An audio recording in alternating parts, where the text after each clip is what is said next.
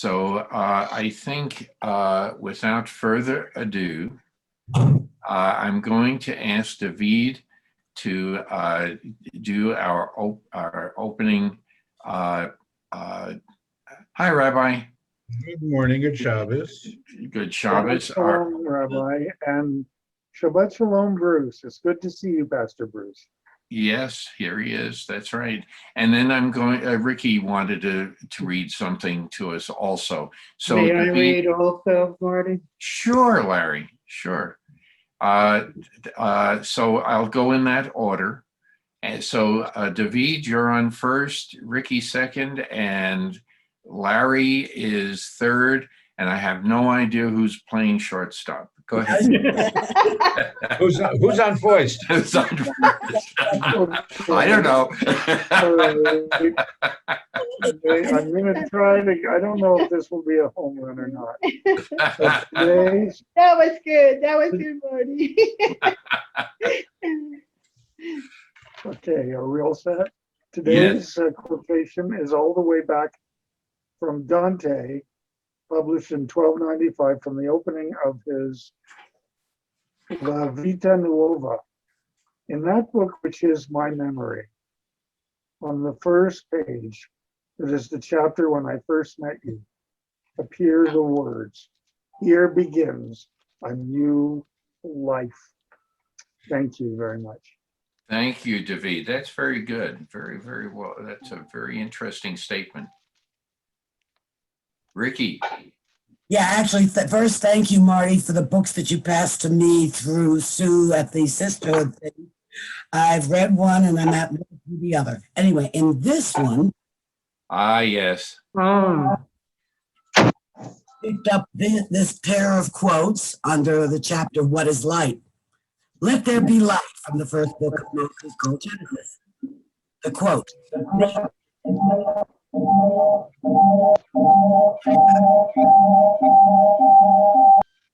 David, that was from Who's Wendy. that? There's a lot of feedback.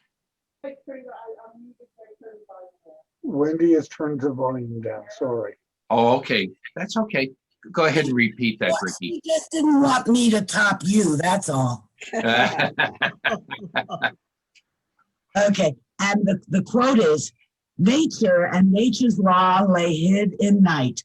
God said, let Newton be, and all was light. This is attributed to Alexander Pope, intended epitaph for Isaac Newton. And then I started in this book. Okay. And whoops, I lost my little finger spot there. It has, the same quote, nature and nature's laws lay hid in night. God said, let Newton be, and all was light. From Alexander Pope, an essay on man. So I don't know if it's an essay on man or his, intended for his Newton's epitaph, but let Newton be. Okay. Thank you, Ricky. That was very interesting. Very good. Very good. I thought David would like those two. Sure. Okay, Larry, you're on. I just finished facilitating a 6-session program on interfaith dialogue. And it was based on this book, Sharing Shalom. And for our last session, we all read this little short story that I think is so relevant. I want to share it. It's called Partners, a story about creation by Rabbi Mark Gellman. Before there was anything, there was God, a few angels, and a huge swirling glob of rocks and water with no place to go. The angels asked God, why don't you clean up this mess? So God collected rocks from the huge swirling glob and put them together in clumps and said, some of these clumps of rocks will be planets, and some will be stars, and some of these rocks will be just rocks. Then the angel said, well, God, it's neater now, but is it finished? And God said, no. On some rocks, God placed growing things and creeping things and things that only God knows what they are. And when God was done with all this, the angel asked God, is the world finished now? God answered, no. God made a man and a woman from some of the water and dust and said to them, I'm tired now. Please finish up the world for me. Really, it's almost done. But the man and the woman said, we can't finish the world alone. You have the plans and we are too little. You are big enough, answered God. But I agree to this. If you keep trying to finish the world, I will be your partner. The man and the woman asked, what's a partner? And God answered, a partner is someone you work with on the big things that neither of you can do alone. If you have a partner, it means you can never give up because your partner is depending on you. On the days you think I am not doing enough, and the days you think you are not doing enough, even on those days, we are still partners and must not trying to finish the world. That's the deal. And they all agreed to this deal. Then the angels asked God, is the world finished yet? And God answers, I don't know. Ask my partners. That's cute. That's good. That's good. Mark Gelman, for those of you that the name is not familiar, was the rabbi, and I think he's retired now, was a rabbi in Dix Hills, Long Island. Right. And used to do a television show Right. with one of the archbishops. They called it the God Squad. Yes, Yes. remember that. Right, right. Mhm. He has a number of collections of short stories, and I would call it modern midrash. Yeah, and one of his books is, does God have a belly button? Does God have a big toe? Right. Right. Yeah. Mhm. I have a question. Well, I wanted to just interject. Dix Hills was very nearby where I lived. It was a housing development at one time, not a community. So that must have grown like crazy to I'm sure. be that large. Yeah. And that's just interesting. Anyway, did anyone else have a comment? Spend the whole 2 hours on good quotes. Sure. Did you want to say something, Pastor Bruce? Well, just a thank you again to Rabbi and to Ruth Ann for opening up the Temple Center to I guess it would have been 7 Catholic people that came to the National Day of Prayer at the Temple Center, and myself and Rabbi and Ruth Ann. So we had a minion, as Rabbi said. We had 10. I didn't call it the minion. You called it a minion. I didn't. I call know. it a minion. I Right, know. okay, all right. I'm very inclusive in my minion thoughts. Okay. We'll just call them minionaires, right? That's Okay. what it is. Not a Okay. mignonette. Mignonette, right. Well, There you go. anyway, I'm very inclusive with that. But anyway, it was great, and I was very thankful to Ruth Ann for showing these people that didn't even know you existed until the sheet came out with everybody's name on it to go to these things. I just thought it was a great talk about interfaith and working together and all that. That was all really good Thursday, I thought. Very nice. Glad to Very hear nice. that. And Yeah, I wrote yes, Rabbi that later that day, about 3 o'clock, I realized my phone said it was the National Day of Prayer. So, okay, like National Day of Teachers and National Day of everything else. And at 3 o'clock, I realized, no, at 1 o'clock, it was at the synagogue. So I'm sorry I missed. But it would be good to have a whole day for, we have 365 days of prayer. Right, we do. true. Yes. Want to welcome Rabbi Mary and Rabbi Norman. I wanted to ask how Lynn is doing, and Let's go back to Torah, okay? oh, okay, okay. We will get started on that and just say I hope everything is okay. Anyway, last week we were still reading about Joseph, and now the brothers have come to Joseph. They don't recognize Joseph. They only knew him when he was much younger. Joseph has recognized them, and they were trying to procure food, and we sort of left off when the brothers returned to Jacob, if I'm correct. And please feel free to mention where we left off.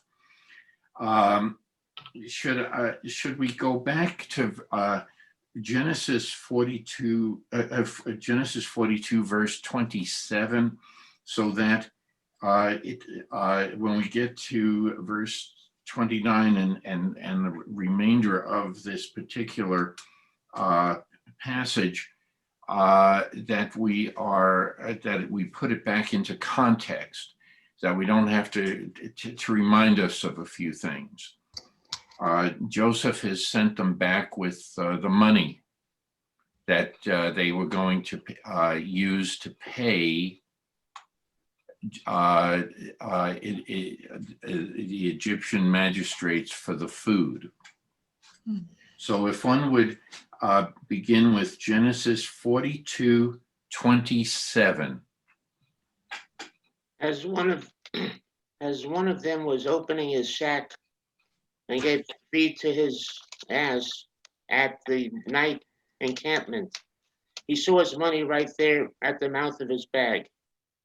And he said to his brothers, "My money has been returned. It is here in my bag." Their hearts sank, and trembling, they turned to one another, saying, "What is this God has done to us?" Okay, let's stop at that point. Any comments about that?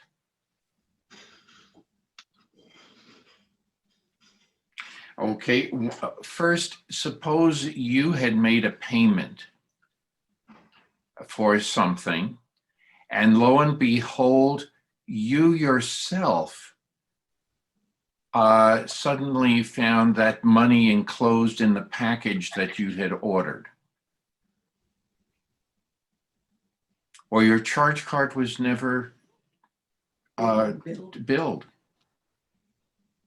How would you feel about that? Lucky. No. Why? Well, I mean, I kind of being facetious, but because that's getting something for nothing. But maybe I was supposed to get something for nothing. Maybe I was supposed to have whatever this item is, and maybe it was a stretch for me to pay for it, and I ended up getting my money back, so now I can buy other things I need. I don't know. I'm just muttering. Okay, it may be the medical. Anyway, I'm sorry for the interruption. That's one way of looking at it. But suppose it's yes, David. Wendy. It's me. Oh, it's Wendy. Okay.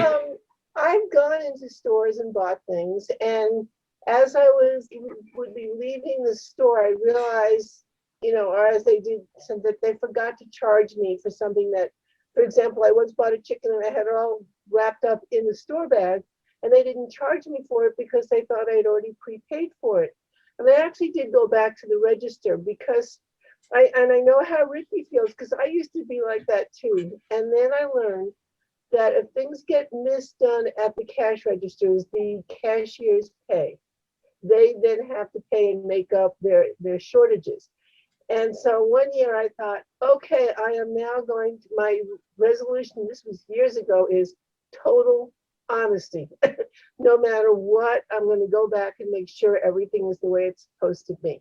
So that's my way of looking at it, at least in this day and age. Yeah, that is another way. So yes, we have two different emotions that we could go through. Now, suppose we put ourselves in the shoes of the brothers. What could have happened to them? What could have happened to them? Why are they fearful? Yes, Ricky. Oh, they could have been accused of stealing because, Sure. they got the stuff for nothing, in effect. That's right. So this is sort of like a story, a little vignette, if you will, about conscience. What would you do given those circumstances? One year, not so long ago, Sue went to the bank and cashed some money, took some money out of the bank. And when I was counting it, they had given me $20 too much. Well, I know that the teller, just like the cashier, is held responsible for that. When I went and brought that $20 bill back, she was so relieved because she could not account for it. And so everything was balanced out. And but it's something that I think, and it also, if we get something for free that we were intended to pay for, the business owner suffers as well. So it goes up and down the chain. And I think that this is a little vignette that may make us wonder about things. And maybe it's good that the brothers, they mention what? What do they think? What's said here? What is this that God has done to us? Is that supposed to be another test? Yes. So we know Joseph is testing, but is God behind all of the testing? Is what lies in our conscience an extension of what we think about God? Yes, Don. Well, in this vignette, the sense of guilt is really amplified because of what the brothers did to Joseph. So it seems to me that it's not, if it were just the money got in the bags, must have been a mistake. We'll give it back. But it's much more than that, because now we're layered up on top of a serious crime against Joseph. So I think the storyteller,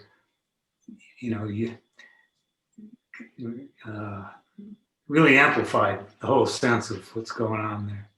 Okay, that's a good point.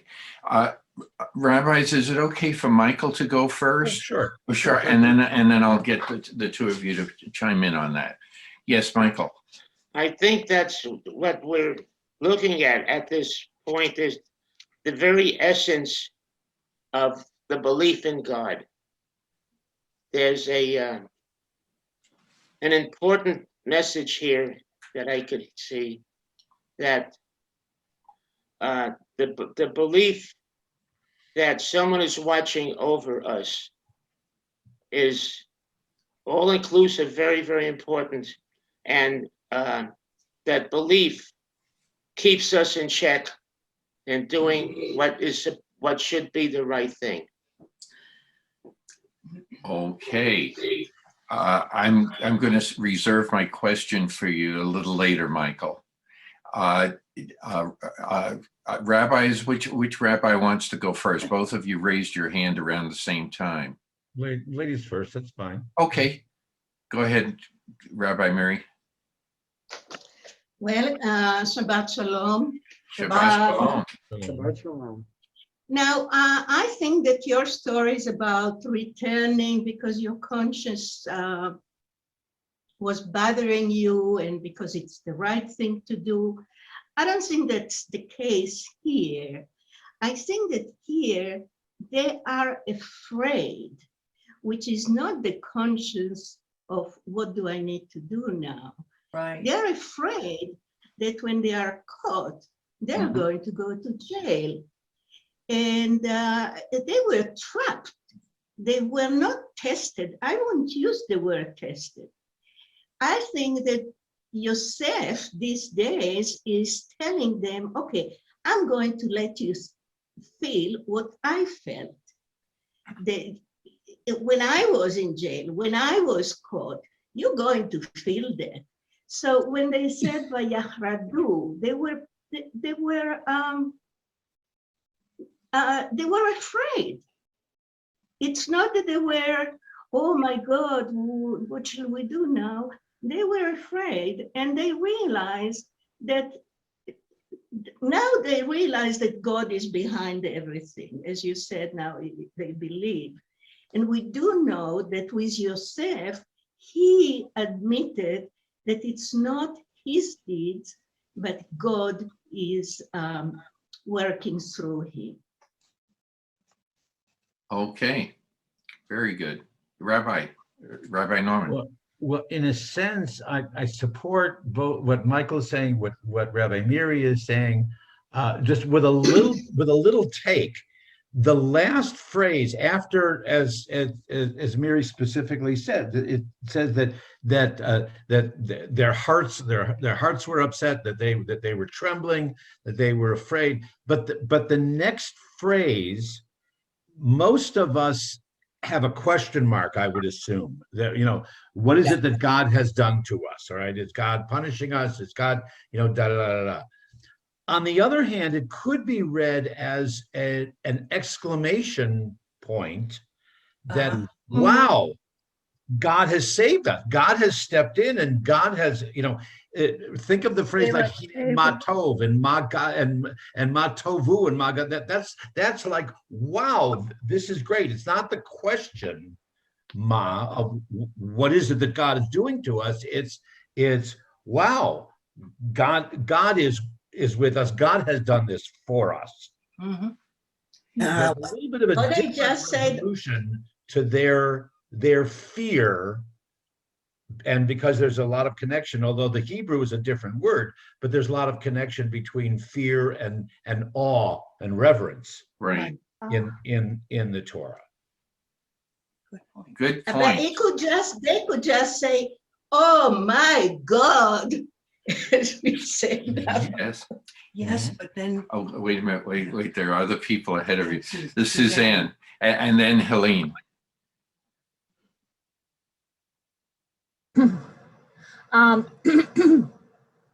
I find it interesting that they wait till now to mention God. Why weren't they thinking about God when they were trying to get rid of their brother? I'm just saying. It's a good point. Helene, please. Well, somehow accepting every single thing that God does, totally accepting, 100%, is, I think, at the bottom of all this. Good or bad, terrible or delightful, wonderful or freedom or a gift, whatever it is, if this is what God wants and does, I accept it. I don't know if any of them have come to that.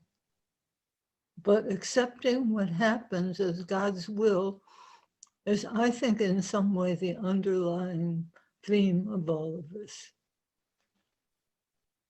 Very well stated. Yes, Pastor Bruce. I think whatever the case may be, we've talked about different ways of looking at it. I think the expression can be certainly, these are circumstances beyond our control. This is not something, and when any of us as people recognize, and should recognize more often, probably, that circumstances, certain things are well beyond our control. And I think that's something that we just need to look at carefully. And they may be, I mean, whether it's upset or excitement, either way, I think exclamation point, question mark, whatever it is, they're certainly experiencing something that is beyond their control. And we as people need to sometimes take a step back and think certain things are beyond our control and we can't do much about it. Sometimes we can, sometimes in this case, they have to just keep going, with the plan, the plan as it is, and we see how it unfolds here in a few verses. So Good point. Yes, Susan. I think you all illustrate a very interesting point about this passage, which is that you can almost teach something from the same line and be correct in your interpretation. And I think that's a deliberate ambiguity that was there. I think that is part of the brilliance of our Torah, that I think there are deliberate ambiguities. And as an instrument of teaching, depending on the need of the times and so on, it might be more useful to say fear of God. Now suddenly they have this realization that, oh boy, somebody's watching over me, I better be careful. That might be very useful and instrumental at a certain point in time to interpret it that way. Personally, I think my take is that they look at it as a sudden bit of fortune in their lives that was somehow God inspired. I don't see it as a thing of dread at all. But again, in a teaching moment, I can see where rabbis have a wonderful time with this because it depends on the needs of the people, what they need to hear. Sometimes they need a good swift kick in the in the posterior. Sometimes they need to be, calmed and soothed and reassured. And I think that is part of the intent of many passages in the Torah. I wanted to throw in another take on this. And this also is in response to Michael's question. Is it necessary to have a decision made on the basis of what this is what God would want me to do? Or is it something that is, this is what I should do with regard to my fellow man? Michael. Well, I'm not sure if this would be an exact answer to your exact question, but and I just wanted to say it that way. But there is it's very interesting because I think there's a reward. There is always a reward when you act honestly. When you're returning that $20, I'm going to use that example. There's a reward because once you do it, there's a spark from you as the returner and the returnee that they thank you and you feel good about it. You can't help but feel good about it. And so that's the reward that God has instilled in that situation. Okay. You stimulated Susan's idea. I would suggest that you're bringing very modern sensibility to this discussion of reward and spark. We're talking about a very early time in man's history. And I'm not, I don't have the calendar in my head, but about this time period, but I would say that in earlier times, I think there was a great deal of superstition, even among Jews. And certainly there was a fear of the elements and so on. And I think that this is an evolutionary process with God and man. And so I think it's a little too soon to attribute this concept of the reward of being honest. And by the way, I don't agree. Honesty isn't always its own reward. There are times when it can be a real punishment. You know, I'm very serious.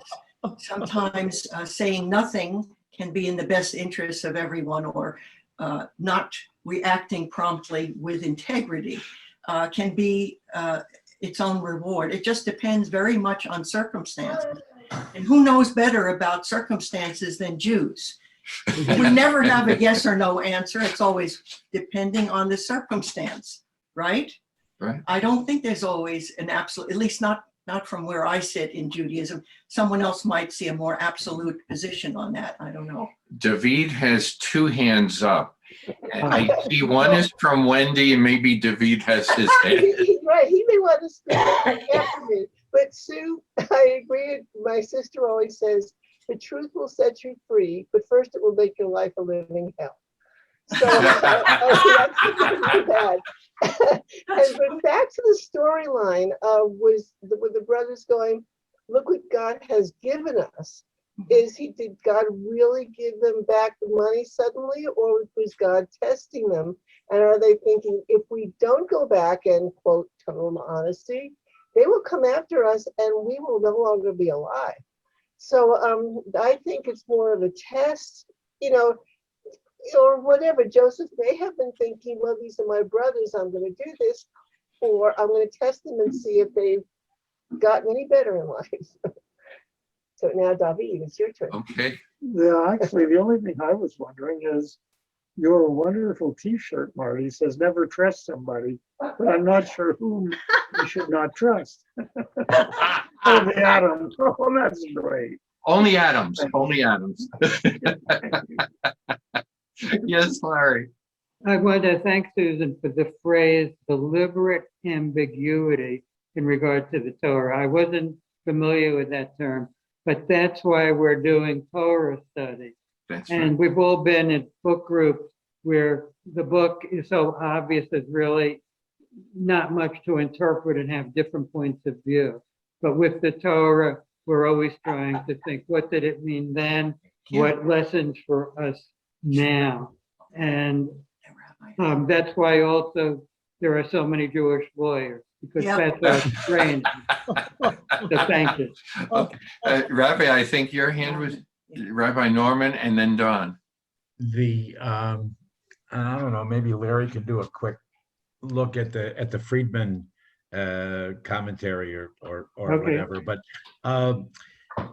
it occurs to me, and I don't remember to whom this is attributed, but when the brothers say here at the end of the sentence, look what God has done to us, or God done for us.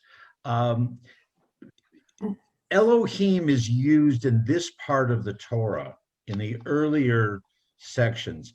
Elohim doesn't only mean God with capital G.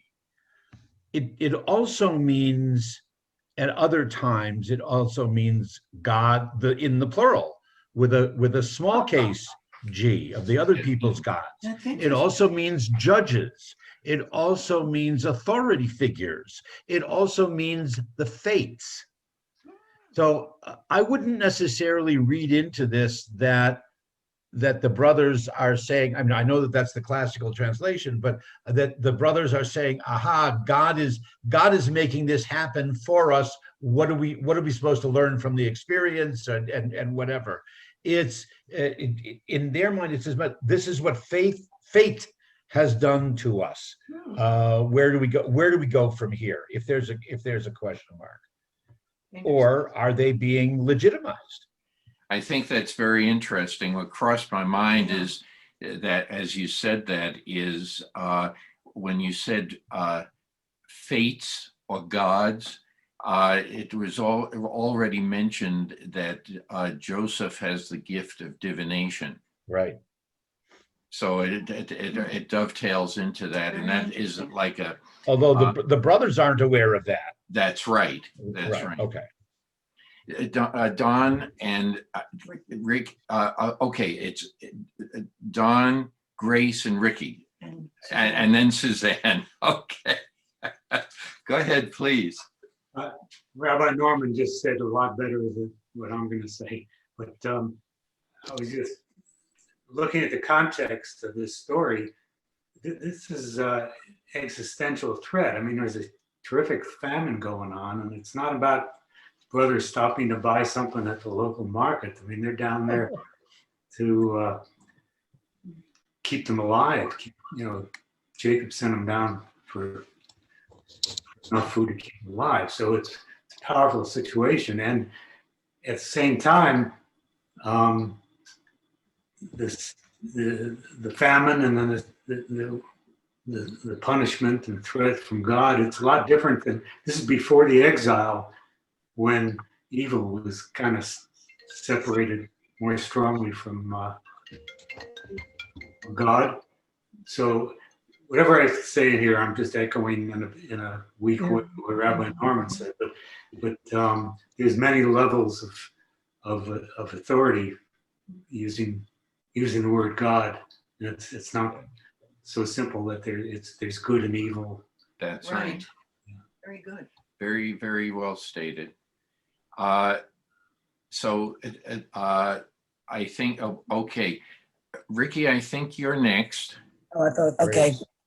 I thought somebody else was. Oh, I'm sorry. There were several people. Okay. Grace? Yes. Okay. There you are, Grace. Your picture jumped on my screen. Okay. All right.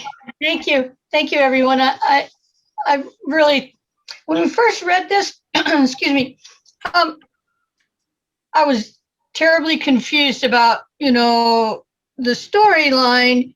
The phrase is, well, their hearts sank and they began to tremble. So that kind of confused me. I was thinking, well, isn't Joseph doing something good for them?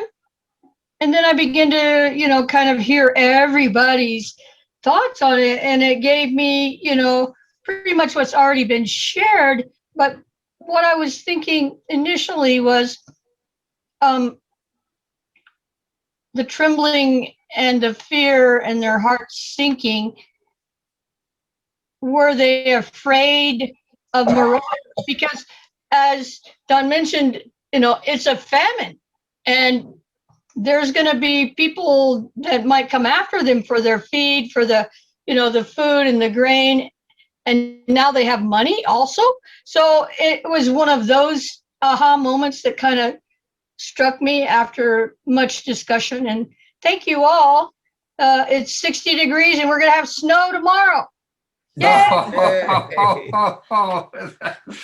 That's good, Grace. Grace, just as an aside, look up the weather patterns in Europe and the United States in the 1880s. Oh. Okay, and you'll see something very surprising. Snow was recorded during May and June and July, and it was very interesting in different parts of the world. So it's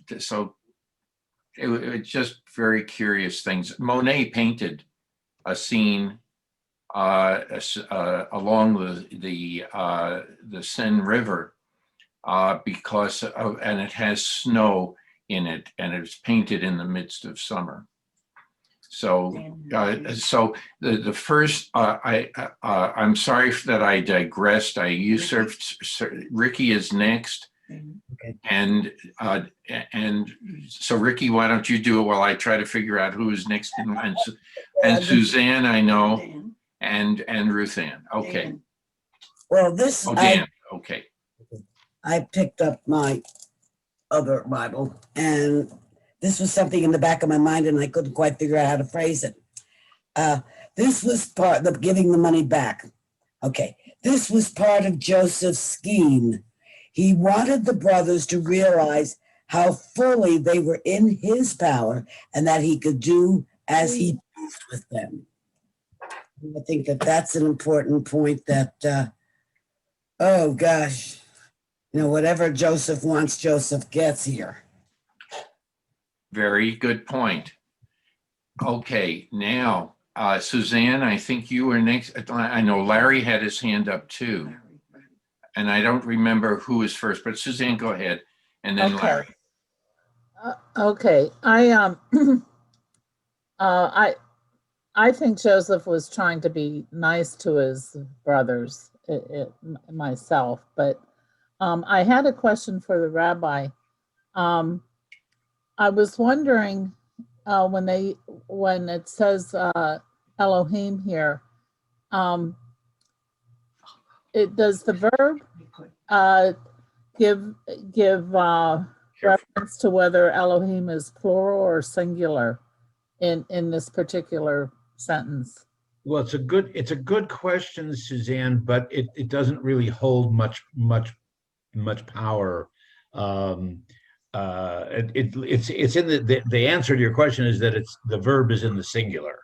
In the singular, okay. Right. But I know that Elohim. Yeah, but that's not it's not typical. I mean, it's not atypical of the way that again that and whoever it was who was just saying that look, when it says look what God did to us, look what Elohim did for us, the Elohim there could just as easily have been look what the authority figures in they don't know he's Joseph, but look what that fellow back in Egypt, look what he did for us. Okay. Kind of thing. Either did to us or did for us, however you want to interpret it. Okay. Yeah, but it is in the singular, but that doesn't necessarily mean it's good. It's a good thought, but it doesn't necessarily mean anything. Thank you. Larry, you have the floor. Okay, I did not find commentary in Friedman, but Alta has this to say. Okay. What is it that God has done to us? This is a kind of double dramatic irony.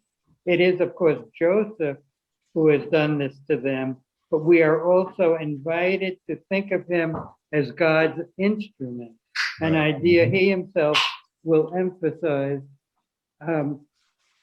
after he reveals himself to his brothers. This is a double system of causation, human and divine, is brought to the fore. So it's the common. Very good, Larry. Yeah, thanks, Larry. So I think that we've covered the waterfront. Now, somebody may have another idea. Yes, Chris. You have to unmute yourself, Chris. No, I'll unmute myself. Thank you. I'm just thinking, hearing everybody's comments and things like that. It's so, I think all of it is what's in your heart, your intentions, what you're harboring in your heart, how you view this thing. It really has nothing to do about the other people.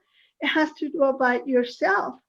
What is it in your heart that keeps you from seeing this as a blessing or seeing this as a curse? To me, it just depends what's in your heart. How is that what are you keeping in your heart? Right. Okay. Good idea. Yes, Rabbi Mary. Just a short story that I read now in the Stone Torah, in which Abarbanel, and this is Middle Ages, Joseph said to put the money at the bottom of their bags, except for Levi, or what you'll call Levi, but Levi, put it on the top. Because you see that the conversation is between one and the brothers. And he said, why did he do that? It's because Levi was the one, the most guilty for the sale. And so now to do it nicely, said, so he is providing something for atonement on the deed that he did in the past. Okay. Very good point. Wow, we've really, any other comments about this? Yeah, we're still in last week. We haven't even started a new sentence. I know, there was a lot more to be said. That's why. Review. I'm sorry for those who like us to move quicker, at a quicker pace, but I thought that this would have been an interesting No rush. discussion. No rush. Absolutely. Okay, so verse 29. Oh, well, Michael isn't there. Maybe somebody can read, and then we can always come back to Michael. Yes, go ahead, David. Okay. And verse 29, and they came unto Jacob their father unto the land of Canaan, and they told him all that had befallen, saying, the man, the Lord of the land, spoke roughly with us and took us for spies of the country. And we said unto him, we are upright men, we are no spies. We are 12 brethren, sons of our father, one is not, and the youngest of this day with our father in the land of Canaan. And the man, the Lord of the land, said unto us, hereby shall I know that ye are upright men. Leave one of your brethren with me, and take corn for the famine of your houses, and go your way. And bring your youngest brother unto me. Then shall I know you are no spies, but that you are upright men. So I will deliver you, your brother, and you shall traffic in the land. And it came to pass as they entered I'm sorry. Why don't we stop at this point before we get on too far? It was a little longer passage. Any comments that anyone wants to make at this point?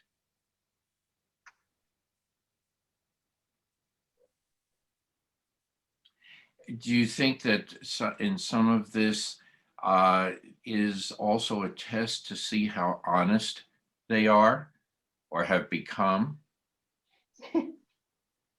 Is this is Joseph's test? I know we spoke about all the different fears and all the different interpretations before, but what could we say about this? Jacob is about to learn. Oh my goodness! They're not spies. That they had to say they're not spies. And Joseph has kept another brother, and in doing so, it's like he's being held ransom, but yet they're free to roam the land. Any comments? Yes, Pastor Bruce. It just seems like when they're explaining things according to the text here, there's just a few things that they're leaving out. Also, maybe you mentioned that last week as I was running in and out, but the whole, it doesn't seem like they're telling him everything in the story of what happened. And I think that sooner or later he's going to know it all. But, right now, it's like they're just giving a little bit of the story, not as Paul Harvey says, the rest of the story. That's right. Well, when we tell someone, when we say, do we give them every single detail, or do we leave out, whether intentionally or we don't think it may be necessary to be a part of the story that we're telling? I don't know. I think this is a very human way of telling the story. But are we supposed to read anything into it? Yes, Ricky. Well, I find it interesting what they didn't tell him. They didn't tell Dad that they were confined in the garden. I've got the actual event and then the recounting of the event actually physically on the same physical, side by side page. And so it's easy. They didn't tell him about being confined in the guardhouse for 3 days. They didn't tell Dad about the money, so I think it's more interesting. But basically, it starts out pretty much the same story, but it's what they leave out that I think is interesting, what they don't tell Dad.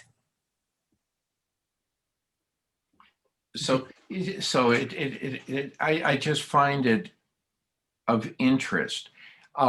When we tell a story about things, we have two ways of looking at it.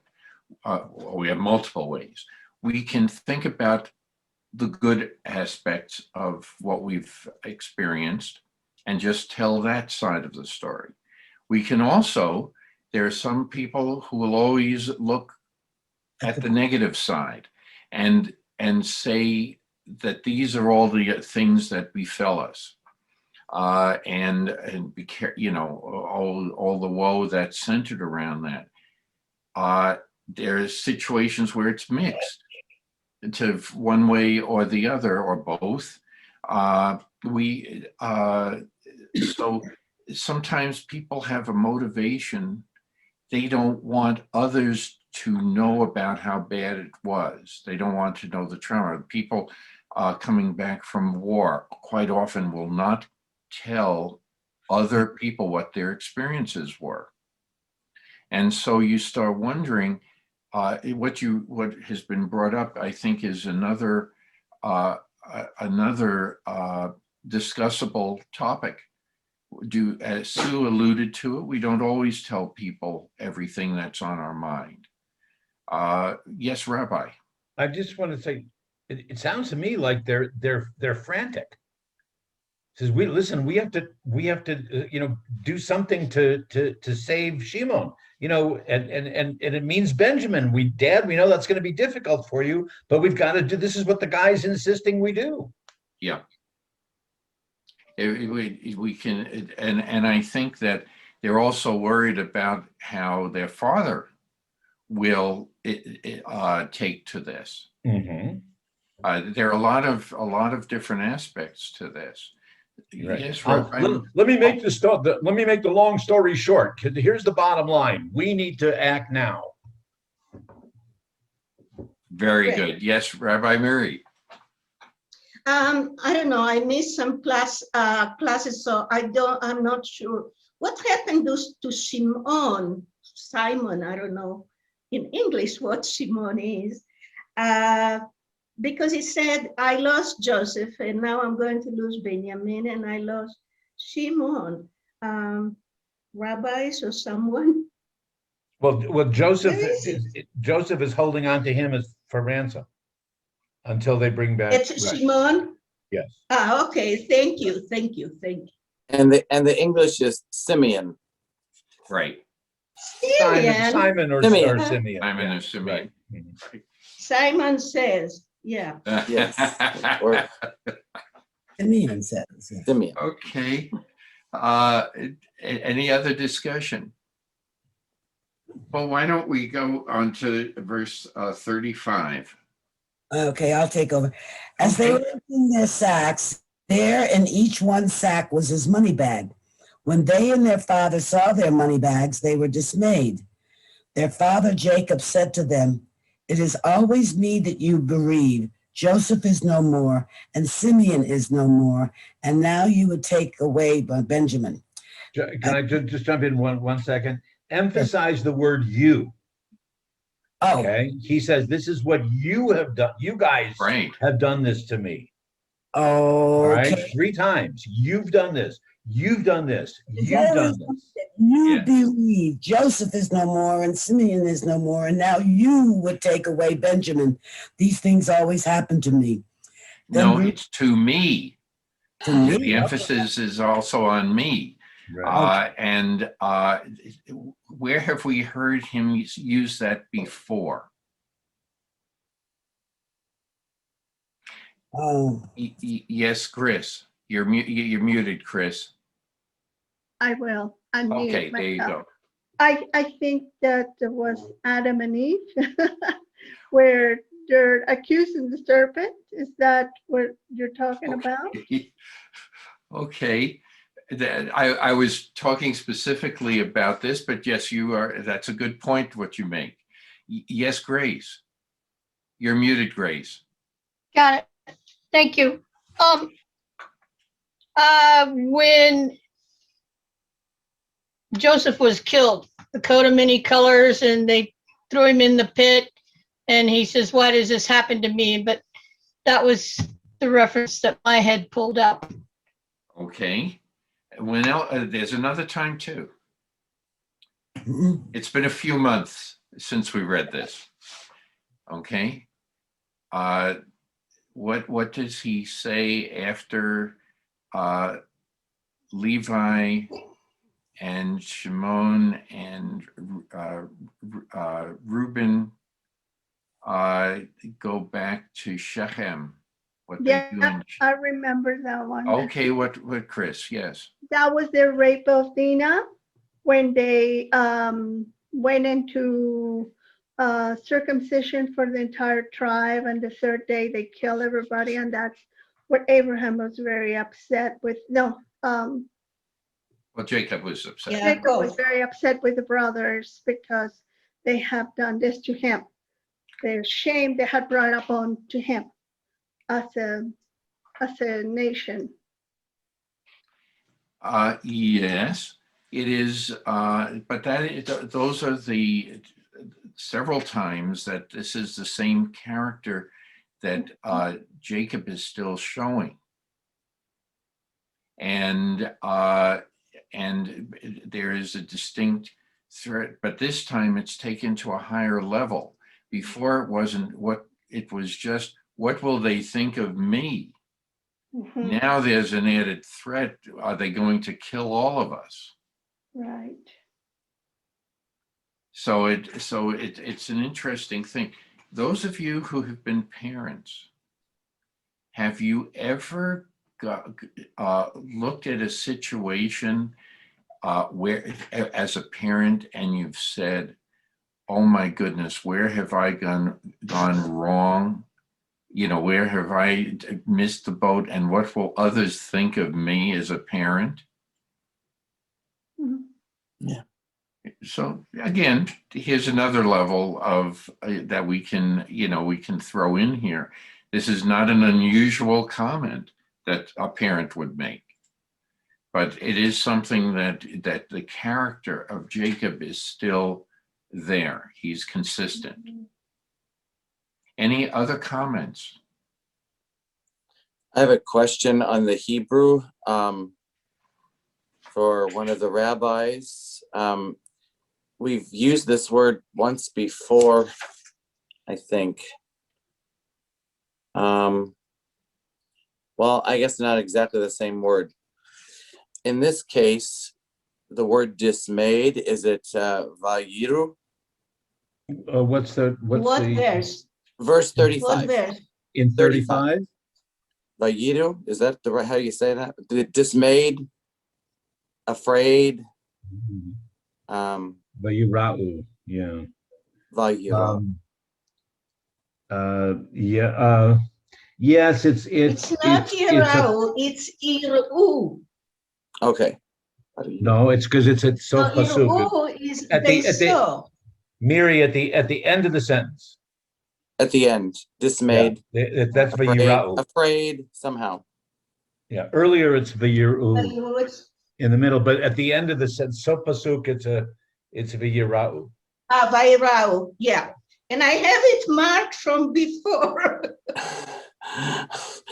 Well, doesn't it seem like the consequences, from what we read earlier, they're more upset this time than they were earlier. Doesn't it seem like it, or not? They're more afraid now than they were back a few verses earlier. Well, As it depends Rabbi on how Norm. Okay, it depends on how you want to interpret the dismay and the fear. The one that we encountered earlier was a trembling fear. This is more of reverential. So I'm wondering, what were they afraid? Were they afraid of their father? were they, they're dismayed because are they caught in a lie? Yeah, consequences. I was thinking Right, exactly. consequences. Exactly. Any other comments? Definitely strange things were Rabbi, happening. Yeah. Well, Rabbi Norman, the other thing that I just wanted to point out is the more times you tell a story, an extra adverb or adjective is added to emphasize certain feelings, and or minimize. And minimize. And also, as you mull things over again and again and again, or speak to people about it, the level of emotion can also do the same thing, go up or down. So again, here's another situation. Are they trying to assuage their fears and put them on Dad so that he now has to bear the most of the burden in making the final decision? Or are they saying, help us here? We need, help us out of this predicament. Yes, Rabbi Norman. Well, I think Rabbi Miri had a question first, then I'm going to do something I'm going to play with the Hebrew. no, I just was looking at the root of the word yirau in here, because it could be ra'o or it could be yara. I'm sorry, no.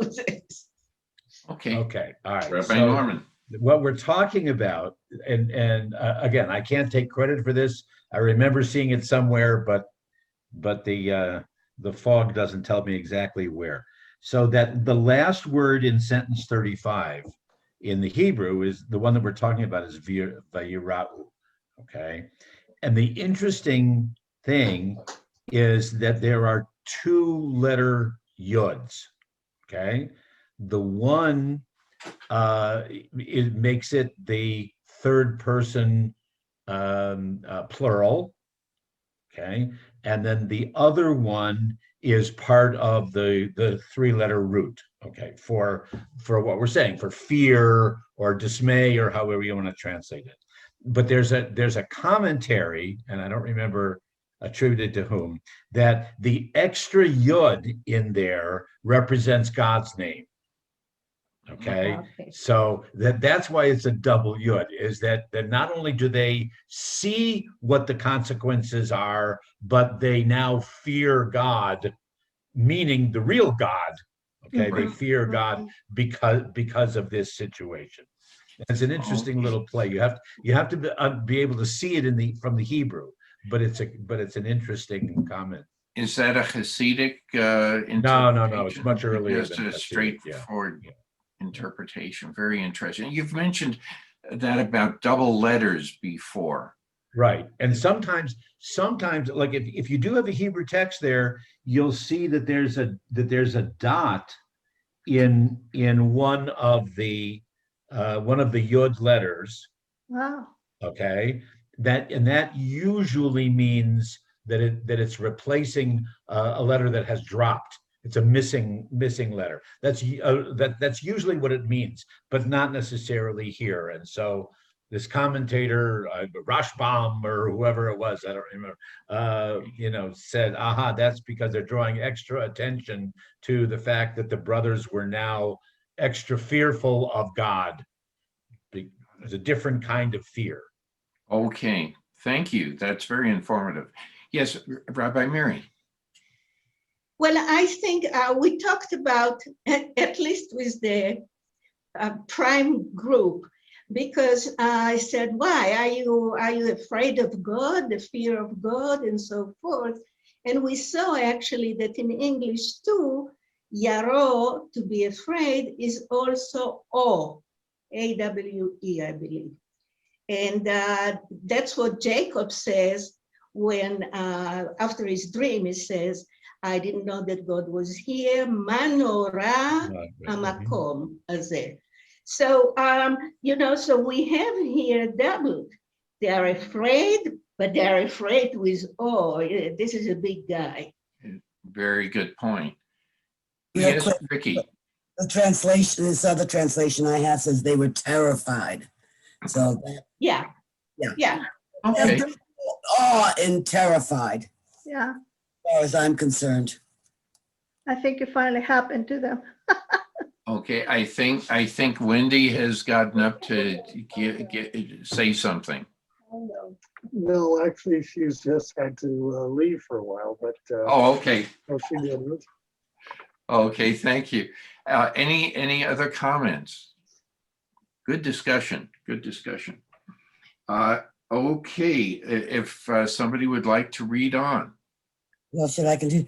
These things always happen to me. Then Reuben said to his father, "You may kill my 2 sons if I do not bring him back to you. Put him in my care and I will return him to you." Any But comments on that? Really? his kids. Oh, God. Yes, Pastor Bruce. I just find this to be an extremely strange statement. It's hard to imagine that Reuben is really asking his grandfather to kill his grandsons. That's such a difficult thing to think about. I mean, when you think about it, hey, if this doesn't happen, you just kill your grandkids. I said a vernacular version of what is here, but it's still the same thing. And it's harder for me to think about with Jacob's losses. Why in the world would Jacob want to kill his 2 grandsons to have even more losses? I'm just looking at this going, this is really difficult. And the only other thing that I think, and this comes from a commentary that I was looking at by Alter, and he says that Reuben somehow taking over because he's trying to get his firstborn status back or something like that. I don't know if that's something that y'all talk about, but that was something I read in one of the commentaries. So that he was kind of, all of a sudden he's up there realizing, oh, I'm supposed to take some responsibility here. And so anyway, I think it's the last time he does so, but we'll get there later. Okay. Yeah, I know. Anyway. Yes, Rabbi Mary. Thank you, Pastor Bruce. What Yaakov said, it's not, you make me suffer, you make me sad. What he said is that you made me be, what would it be, shakol, that when you lose someone to death, Right. is Bereaved. Yeah. Right. Bereaved. So he talks about himself as that's the pain. He is not really P, but this is what you're doing me. Okay. Yes, Ricky. Okay, first Rabbi, sorry. then Ricky. I'm sorry. So we're kind of asking, is Reuben's, when he says, Dad, listen, I'm promising you that we'll bring him back, we'll bring Shimon back. All right. And if we don't, then is that an empathetic statement of that I will consider myself bereft also, as if you want to take my 2 sons away, or is, as someone was alluding to, is he trying to stake his claim for leadership of the clan? Well, I'll step forward and I'll make this grand statement because I'm the one that has to take over.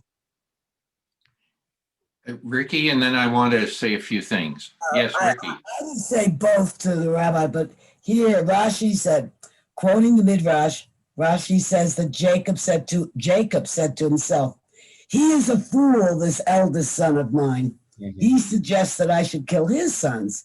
Are not his sons also my sons?" Yeah, really? That's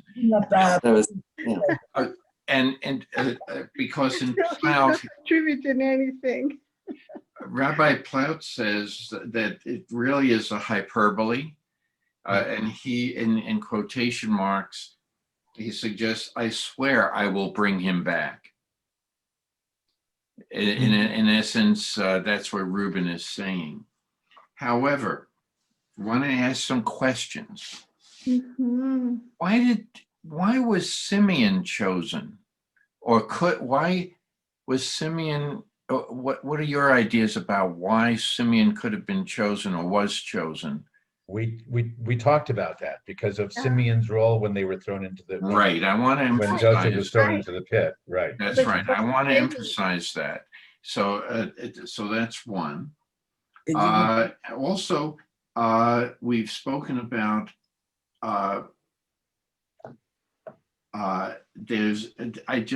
we had spoken about the fact that Joseph, at least superficially, says that he's basically forgotten about what has happened before in his, with regards to Jacob and his brothers. Not that he, because he has been living the good life in Egypt.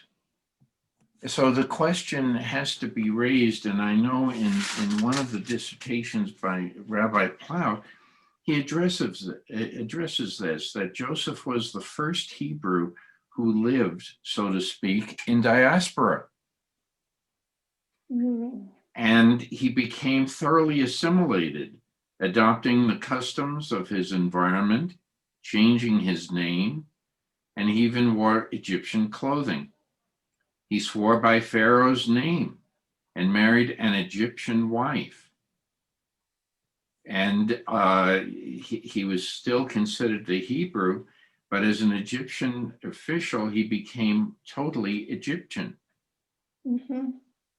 So he goes on Henry to Kissinger. say, excuse me? What I find kind of funny, and I said, well, we all, Israel, they were in Egypt, in Goshen, so they were not in their land because they don't have a land. So, but what I'm saying is that in that case, the diaspora came to them. They did not go to the diaspora, but diaspora came to them in the place that they were. So the word diaspora is tricky here, and I think that it's playing with today and then. They don't have a land to live. Well, they're in Canaan, and eventually we know from previous readings that they will be asked to dwell in the land of Goshen. The land of Goshen will be given to them to reside in. But right now, it's an interesting play on the word, and I thought that Rabbi Plout was mentioning that also. He goes on to say that the forgetting of Joseph is really superficial. In his existence, he still remembers his past. It could not easily go away, and so it is interesting from what just a slightly different take on what we've been discussing. Any other comments based on this? Yeah, Marty. Yes. If I remember correctly, we infer from the fact that Jacob rejects Reuben's offer. Yes. Okay. And then Reuben does not play much of a central role in the rest of the Israelite history. That's right. Judah steps up. So it's almost like somebody later on was saying, I wonder what happened to Reuben. How come all of a sudden Judah is the main figure here? So they had to put in just this little vignette to kind of justify Reuben's falling out of grace, even though he was the firstborn. Yes. And it'll come up when we read more about when Jacob is in the Jacob's process deathbed of passing blessings, away. right? Yes. Mhm. I wanted to read something else. What got me hooked on, oh, go ahead. Yes, Suzanne, please. Oh, okay. I just wanted to comment, well, two things. One, I think as we go on that Simeon, his legacy is going to fade away. And I'm was thinking that maybe with him being held back was kind of like a hint of what was going to happen eventually to his tribe, so to speak. And then, I mean, they don't go out of existence, but they just really become greatly diminished. And then with Reuben being the firstborn, and he's also kind of fades away. It just seems that everything that we've studied so far, it never seems like the firstborn ever gets the inheritance. Usually the secondborn or somebody further down the line. And this is just one more example of that. I think that's an interesting point. Interesting point. Yeah, and David, King David, he was what, the youngest of all his brothers? Right. Yeah. So anyways, that's it. No, it's very true. It's a good point. Well, to show, Well, actually, Wendy had something she wanted to say. oh, I'm sorry, David. Yes, please. Oh, no. Well, going back to has Jacob really forgotten? This is emotional wounds are the most difficult wounds to ever heal. And he may have made a new life for himself in Egypt where everything was feeling good, life was good. And then he sees his brothers. And it's like somebody took a scab and just ripped it right off of him again. So I am sure he did not forget. And the question goes back to why did he put the money back? And maybe he wants to give a little back of his own. We don't know how vindictive he might be, but for the most part, he didn't forget. Good point. Very good point. Any other comments? Well, I just wanted to read something.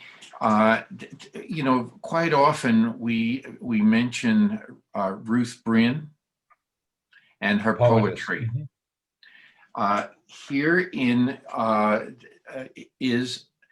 she is cited with her commentary in the Plout edition of Torah the Torah interpretation. And it is a blend of several of her poems.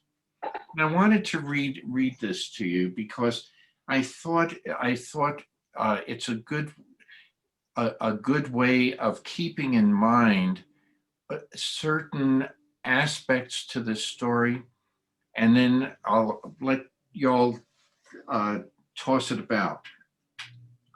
The nakedness of Joseph before Pharaoh was the nakedness of an elm tree in winter. Not like the pine whose branches hold the snow and bend and break in the cold, but like the elm stood Joseph, stripped of his colored garments, the ornaments of his youthful summer, stripped of his pride as favorite son and his pretensions to rule his brothers, yet rooted in the teachings of his father, as the elm tree is rooted in the deep earth, Joseph stood out before the king of Egypt as his father Jacob had stood before the wrestler. The nakedness of bare branches and deep roots is the nakedness of the Jew before history. Any comments? Any thoughts about the elm compared to the pine? I'm a little bit puzzled about the nakedness of the Jew before history, because it seems to me like a very powerful statement, but it kind of leaves me blank. It doesn't seem to go anywhere, and I find it impossible to interpret that. I mean, we all will be judged by history in a while, whether we are Jewish or whether we are not Jewish. But I guess I've got to say, I really do not understand the conclusion of your remark, Marty. Amen. Okay. Yes, Rabbi Mary. Actually, if we look at the tree, it just lost its leaves and is kind of naked in that thing. And we know that it's going to revive. And at the same time, our roots are there, regardless of what happens outside. And we don't have control over that. And we were so many times naked, and people saw that that's it, we are dead. But we still had our roots inside, and we knew that. Good. Okay. I don't know who I was concentrating on what Miri was saying. I don't know who was first, Ricky or David. Oh, Ricky and then Bill. Okay. Thank you. I'm just going to compare the two trees. The pine is an evergreen, where the elm is deciduous, so it drops its leaves. So, one is seasonal and one is, evergreen. And also, pine is a soft wood, elm is a harder wood. So, much harder. So there's two levels of comparison there between the pine and the elm. That's it. That's good, Ricky. Thanks. The other thing I wanted to add, that it might have answered my own question. We're talking about the nakedness of the Jew through history or before history, but just as the maple tree is naked during the winter, in the spring, perhaps the most beautiful thing of all is the rebirth, when the new leaves are growing on the tree. And I remember one night at dinner, Dad just stood up and looked out the window and said, I cannot get over the magnificence of spring when the leaves come back to clothe the tree. And I've never forgotten that also, the joy that Dad felt when he saw the return of the leaves to the maple tree in our backyard. Interesting. I'll never see a poem as lovely as a tree. And I'll go on. So the symbolism, there is good symbolism here. Jews are deciduous. We drop our leaves, we come back. We drop our leaves, we come back, Even in the fall, before we drop our leaves, we're beautiful. And the other commentary that just to build on what Rabbi Miri was alluding to, our Jewish story, and it is that we do come back. And what happened after the most tragic? First of all, after we know that in the book of Exodus, that the Jewish people come back and flourish as we go through the other books in Torah and into the future. And there are always pitfalls. And for those that look at the Holocaust, that's another analogous story of the Jewish people after that horrible experience, they did return to their promised land. Yes, Rabbi Miri. But we say in the Haggadah of Pesach, Passover, Pesach, we say Midor Vador, Bechol Dor. In every generation, they want to annihilate us. And Akadosh Baruch Hu, God brings us back. So that's the coming by nature. It's not the coming back by power. Right. By That's the physical analogy. power. That is correct. Yes, Don. I have to agree with David's original statement that I don't see that commentary really fits that metaphor. I mean, you can stretch it a bit, but you know, after a wildfire, the deciduous and the pines are both wiped out. You know, and the seasonal return of the elm. It just doesn't work for me. I mean, there may be something else there, but it's, you know, the seasons are regular, and in history, Jewish near annihilation has not been regular. It's been really calamitous, like a wildfire. So I agree. I don't quite. I'm going to be digging around for the rest of the week on this.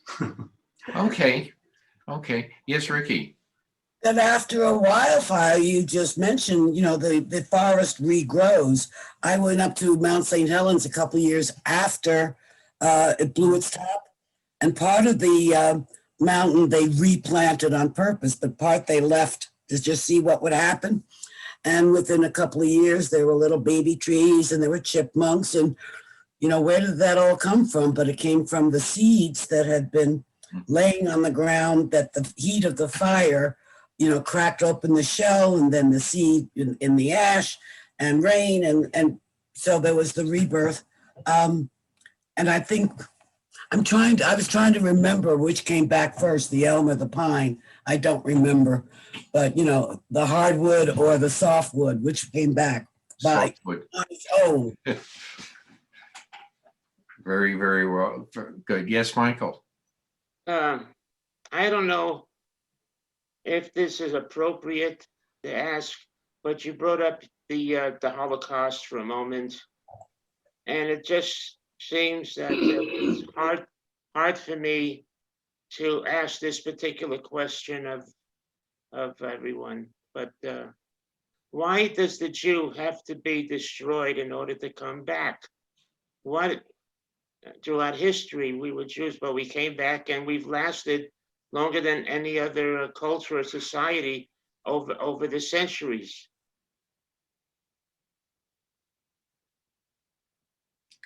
Okay. I'll just say in 2 words, pardon my language, shit happens. And then we survive. You know, we just carry on. It, you know, I can't get into the why so much as it happened. Okay, now what do we do about it? Or what do we do from it? What did we learn from it? You know, all that we talked about last week or the week before, I don't remember when. Well, I would ask this question. Are the Jews the pacifists of the world?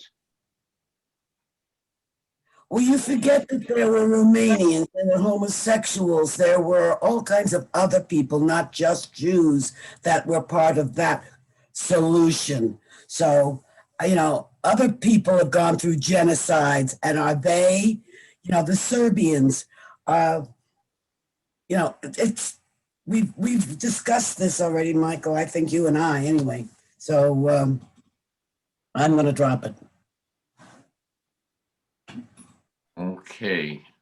It's a good question, Michael, but I think the answer will probably have to await another type of format. Right. I think, in my opinion, I don't think that there is an answer. Yeah. The most important thing, as Larry was talking about and quoting Rabbi Gelman, is what's the response, not the answer. Right. The answer is in the response. Those Well, students. but the response isn't gonna give us an answer to your question of why. Yeah. Why is a very not powerful question. It's the worst. The horrible tragedy that happened at Mount Meron in Israel on Lag BaOmer. And if you look at everything that's been written in the ultra-Orthodox community, it's because God is punishing us. And I can't accept that. But that's the way that they find an answer, and the response then is we have to do more mitzvot, or we have to study harder, or whatever it is. That's what works as a successful and satisfying response for them when the tragedy occurs. I think they're all connected, Rabbi. I think everything you said, this is all connected, including how the world looks at the Jew. As the Jew, our Jews have been bullied over the centuries. What kind of response has the Jew responded to when they were violated in war against them and violence against them? These are, and there's a lot of questions that the Jew doesn't want to take. They, in my opinion, they don't want to see. They don't want to talk about, and that has a lot to do with self-defense. And I would mention that people will probably cringe. Why is he saying that? And I think there's a lot there too. And this is not the time to discuss that. There's the word anti-Semitism. That word anti-Semitism. There's no other word, no other group has that word leveled against them. And there are plenty genocide, as Ricky said, lots of genocide. But I'll just leave it at that. Michael, there is a wonderful series. We started watching it last night. It's called The Extermination of the Brutes, Brouttes. And it's about racism, extermination, and the Jews are included in those groups. But you have the people of color as a group that was exterminated and is still in that place. So we are not unique. And that's a big, big question. Actually, in Pirkei Avot, they said, Nefesh Adam Tov Mineurav, and some say from Rav Mineurav, that Adam, the human being is born good, and others said no, the human beings were born bad. If that's an explanation or not, it's very difficult to accept. One thing I can tell you is follow the money, but there are issues of just like the brothers now need the food and someone else has it, and that's, you know, it's and I'll tell you another thing that's very interesting in Hebrew. As you know, there are roots to the words, and you have the word milchama, which is war, and lechem, bread, amotzi lechem min haaretz, lechem is the same root. So we fight for the bread. Is that a reason for fighting? I'm always fascinated by that mesh of this word to be put into two places, into the same root. So, you know, I really recommend that we watch this because it's a very strong analysis about United States of America, how we became bad guys. Perception is also another word I would throw in this whole mixed thing. the word perception. Okay, Don and then Larry. Rabbi Mary, thank you for opening that door. Michael, in true Jewish fashion, I'd like to answer your question with a question. And that is, regarding the word why did the Hebrews exterminate the Canaanites, the Medianites, and the Amalekites? Man, women, child, livestock. Why did they do that? They needed the land. They needed bread. They needed to conquer. And I accept more those conquerings than the ones that happen today. But that was the way that people operated. I want the best land that I can get, because this is survival. And there is a big difference between survival and extermination. But thank you. But to Michael, why the Hebrews invaded those countries, and they invaded them to wipe out the populations completely. It was genocide, and it wasn't just one tribe. It was at least 3 tribes, maybe more. Why did they do that? Well, when did this happen? How many years ago? Does it matter? Okay. Yes, I would. Yeah, it does matter. I'm asking you when, because I never heard about that. I don't know anything about that. I know about the Holocaust. Excuse me. I want to take the leader's prerogative right now.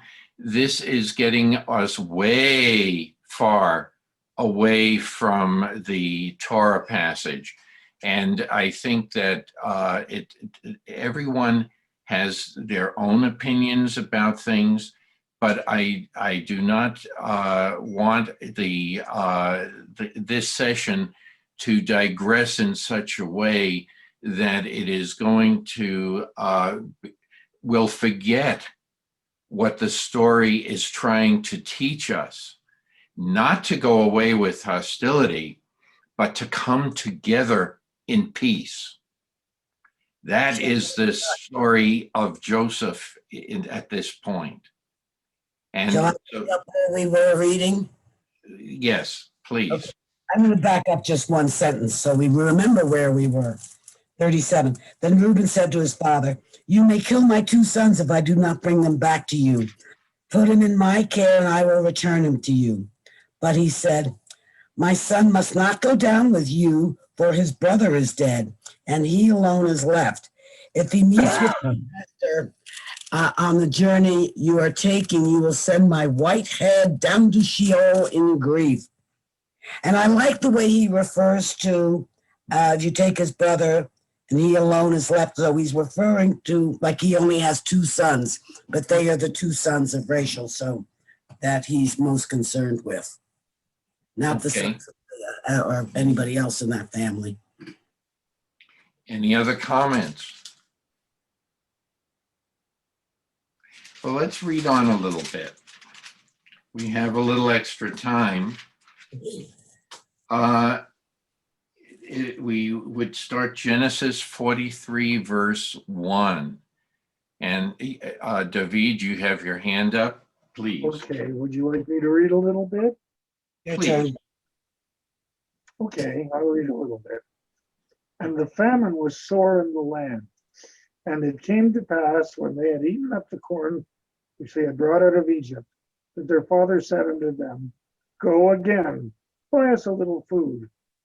And Judah spoke unto them, saying, The man did earnestly forewarn us, saying, You shall not see my face, except your brother be with you. If thou wilt send our brother with us, we will go down and buy thee food. But if thou wilt not send him, we will not go down. And the man said unto us, You will not see my face, except your brother be with you. And Israel said, Wherefore dealt ye so ill with me, as to tell the men whether ye had yet a brother? And they said, The man asked straightly concerning ourselves and concerning our kindred, saying, Is your father yet alive? Have ye another brother? And we told him, according to the tenor of these words, could we in any wise know that he would say, bring your brother down? Okay. Any comments? Yes, Larry. When you use the word corn, my understanding is that corn developed in this hemisphere from teosinte, and over generations, the indigenous people here developed it into many different forms. So was there corn at that time in the Middle East? Or do you have different translations? Mine says grain. Okay, that makes more sense. And so the Egyptians did worship corn. They did grow corn, to my understanding, but they may have had other grain as well. Barley was widespread, wheat, another one. These are all grasses that they would have had to work with. And all of them easily stored. Yes, that's the one powerful Right. thing about grain. Right. And I mean, even the Greeks knew about that. Aesop's fables. You have a whole bunch of cultures that recognize that grain was very, very critical. So take your pick. Take your pick as to what grain is your favorite. Okay, but they're all good. Okay, and what's interesting, as an aside, Native American diets were very rich in grains of various sorts. They had, but refined grain, refined sugar was the problem that entered into their diets. They had, even though they carried the gene for the expression of diabetes, they never had diabetes until the white man brought all the refined flour, grain flours to them. So very interesting. Anyway. Incidentally, the Hebrew doesn't say grain. The Hebrew what does just it says say? Provision or food. It doesn't identify it specifically as corn or wheat or whatever. Okay, so that was left up to the interpreter, that part. Any other questions or comments at this point? Yes.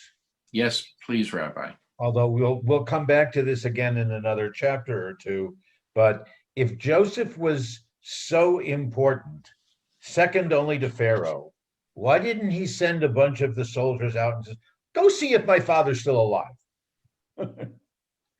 He certainly could have done that. I did read some commentary about that, some of the negative side of the commentary. So he could have been, he may have. He didn't send troops out very quickly. If this is happening over a period of time, and with the consumption of the food, he very well could have done that. So it's a good question. Yes, Grace, you're going to have to, yes, go ahead, Grace. I think again that Joseph is testing their honesty as well, as because I picked that up from the comment section. Mm-hmm. Okay. So this is another test. Yes, go ahead, Rabbi Mary. This is nothing to do with Torah, but please follow chat, because if we want to reply to someone, that's the best way to do it if we don't want to do it in public. Sorry to digress, but I've been doing that all the time. So. Okay, it's okay. Any other? Yes, David. Yeah, I think there's what Marty had said earlier brings up a wider question here. that I don't think is digressing, and that is that Joseph there is the second most important person in Egypt after the Pharaoh, it seems, according to this. And but it shows this is the good part in Egypt. He comes to Egypt, he marries an Egyptian, and he prospers in Egypt. And then the country changes slowly as we go on through Genesis into Exodus and becomes this real evil empire.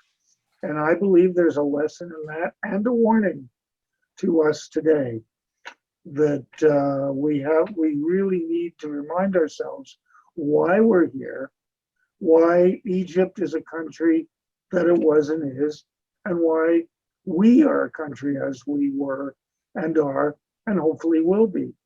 I think it brings up this wider question as to how people can change, so can nations. Yes. Good point, David. Thanks. Any other comments?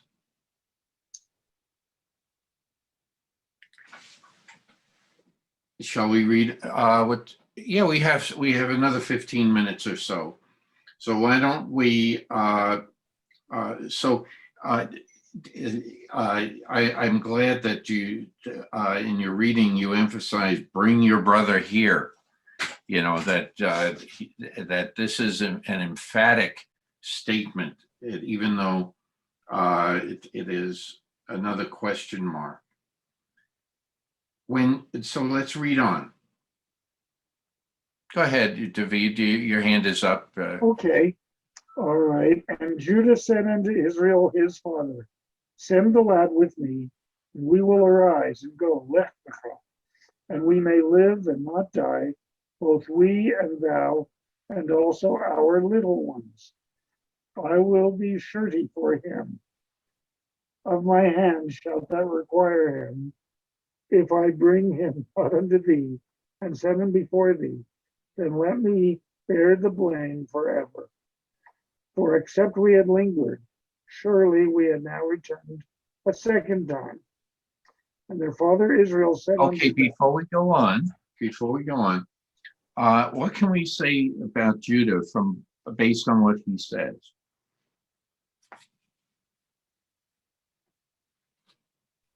Any comments on that? Yes, Suzanne. It looks to me like he's trying to take a position of leadership here.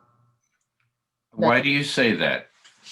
Well, because he's saying that this is what he proposes to do, and if anything goes wrong, it's going to be on his head, no one else's.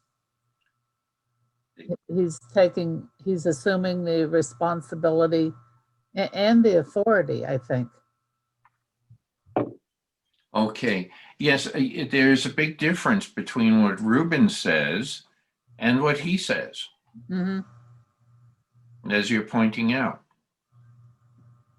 Reuben doesn't say, I will go and they can have me in his place. He says, my children. That's one way of looking at it. And Judah also already knows what it's like to lose children. Correct. From the previous story, that is correct. Right. That's why, another reason why that story was juxtaposed in everything. So we could see what Judah's personality and his growth from that. Okay. So yes, Rabbi Mary. And on this, I wrote some time ago a midrash, but I'm not going to tell you. But the idea here that the father thinks that his son is dead. And Joseph also doesn't know if he's dead. He says, Aim Oda Vinu Chai. And that's a very strong one. We sing it. Oda Vinu Chai, Oda Vinu Chai. So we have two of those connections in which each one of them think that the other is dead. And so it's something to hold. What's the feeling when that's revealed? Interesting. Any further comments? Well, if the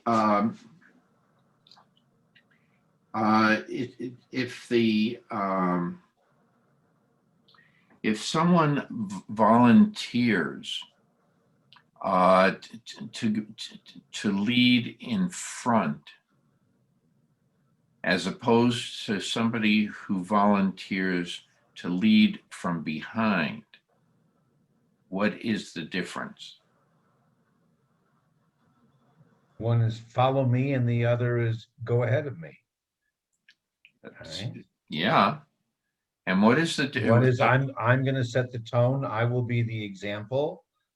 And the other is I'm sending you out ahead, and then I will follow after you, no matter what, see what happens to you, and then I can come along. Excellent point. Yes. First Suzanne and then Ricky. That reminds me of Teddy Roosevelt in the Battle of San Juan Hill. San Juan Hill. Yeah, he goes charging up and then says, "Follow me." Usually the leaders in a battle stay behind and they send their minions out, but not Teddy. He was right out there. That's an excellent example of that. He was a very religious person, by the way, so he probably knew something about these passages. Yes, Ricky. I was just going to say there's the expression we all know, cover your butt. Well, you send them out in front, that's covering their front, so it's just, it's another way of covering one's butt is to send the troops out in front. Okay. Yes, Rabbi, I think you had your hand up again. Yeah, I just want to say, just pointed it out here, that it's one of the code statements of the Israeli Defense Forces is that the commander goes first. Yes. If you want somebody, I remember being in the Air Force, and that was one of my philosophies. How can you ask people to do the job if you didn't take part in that job yourself? You have to be up there in front. Those leaders in business that are that way are looked up to by the workers. It's an attitude that if followed closely, it does help. It does help the morale of the troops or the whatever it may be, leading from the fore rather than behind. Yes, David, I think your hand is up. Oh, it's me. I'm getting two definitions now from these commentary, from the discussion on who is leading from the front and what exactly is what I'm going to call the end leader. Because if you're thinking, for example, in Ten Commandments, where Pharaoh said, "You guys go ahead, this is not a job for me, I'm gonna just watch from back here," that's not a leader. That's your coward person. The person who decides I will be at the end of the line is the person who's picking up the pieces. No man left behind. If somebody is hurt or somebody needs help, that is the person that helps them through. It doesn't make them a coward or not a good example. That's a good example of somebody who has loyalty to their actual unit. The leader in the front is the one setting the example, and they're saying, "Wow, if he can do this, I can do this." So it's two different types of work that they're both doing, assuming the one in the back is not the one just staying back.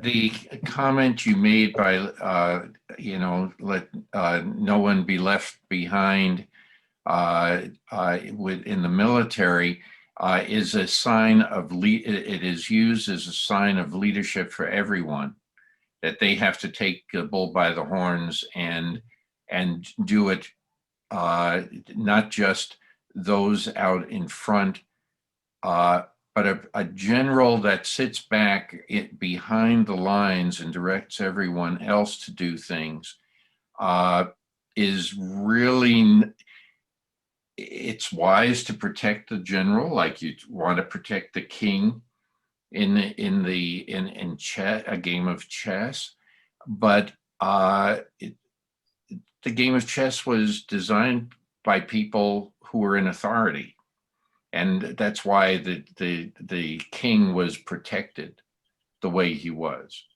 But for other people, they still need an example, and they need the example of people to take over when the general dies. And how else would you be able to do it unless you set the example yourself? And you can come up with many examples of that as teachers, as nurses, as doctors, as lawyers. Sometimes it requires somebody stepping up. It doesn't always have to be from those categories. It can be Joe, who works as a street cleaner down the block, and he rallies people to do something. Like the fellow who wound up rallying people behind the flag at 9/11. He came upon the scene and encouraged everyone, as well as himself, setting an example. We can do this. Nobody's going to dictate to us so it's stepping up. It's stepping up into that role. And here we have someone stepping up to take that role, and we admire that. Rabbi, was your hand up Please first? look at the chat. Please look at the chat. Right. Thank you, Miriam. To develop independent thinking by the leaders. Okay, that's good. Marty, if you don't mind, let me defer to Ricky, because I think my comment may have to be the final comment for the Yes. day. Okay, Ricky. The last word. Okay. I want to pick up on what Wendy said. In my youth, I used to do a lot of serious hiking, really strange things. And any good guide company always has one person assigned to the rear to make sure that there's no stragglers, and make sure that if anything happens, there's aid, to ensure encouragement and, whatever. But that is a very, very important job, that last one. And I went on one in Grand Canyon, and it was run by the Havasupai Indians, and they didn't have that last person as we were going up a cliff with a waterfall. And I refused to go up because I knew there was nobody behind in case there were any problems.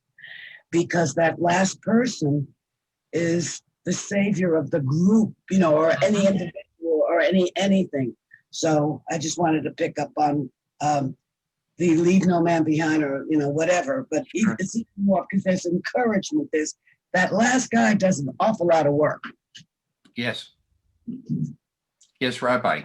And this will have to be the last word. Two things. One, with what Ricky was saying, when I lead groups in Israel, for example, I let the professional tour guide go in the front, but I insist that I'm the last one. Right. I'm the last one to come in or leave a particular place and whatever. Just making sure that's the role that I feel that I can do, not as the leader, but supporting the leader, supporting the group.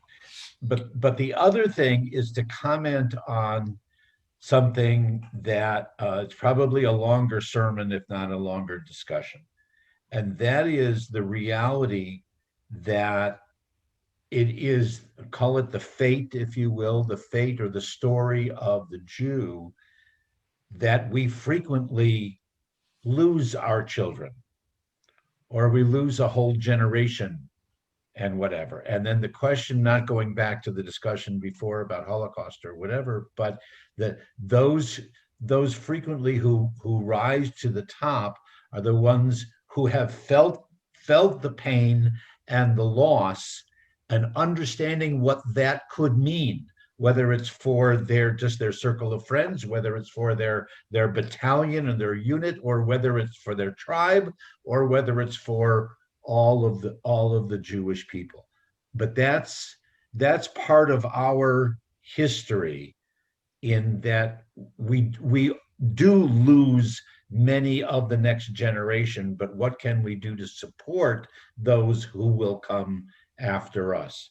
And that's why you will find that in the Torah, and that some of the most important characters have lost children or been called upon to sacrifice their children, and be aware of what their role is to provide for the next generation. Okay, I'm going to have to leave at this point. So if anybody has, this is where we'll pick up next week. 2 weeks. We have a Saturday morning That's service. right. Right.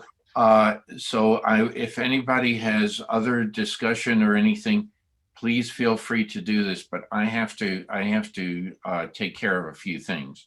So have a very safe and healthy week. And we have Monday Shabbat Torah shalom. with Rabbi. With Rose. Rabbi.